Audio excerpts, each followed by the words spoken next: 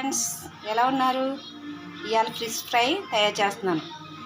Fish 1 tea spoon అల్లం వెల్లుల్లి paste, కొంచెం చిటికెడు పసుపు,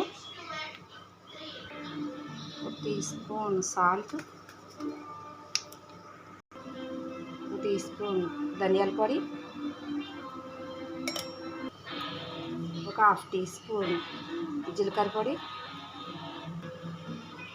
1 టీ స్పూన్ కారం, సరిపడా హాఫ్ లెమన్. ఇవన్నీ మిక్స్ చేసుకోవాలి. ఇవన్నీ మిక్స్ చేసుకుని చేప ముక్కలకి ఇలా పట్టించాలి.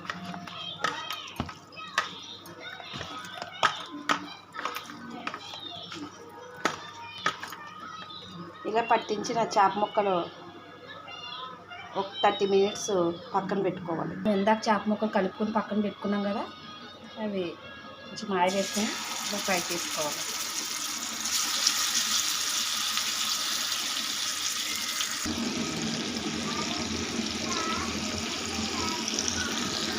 ఇలా ఫ్రై అవ్వాలి.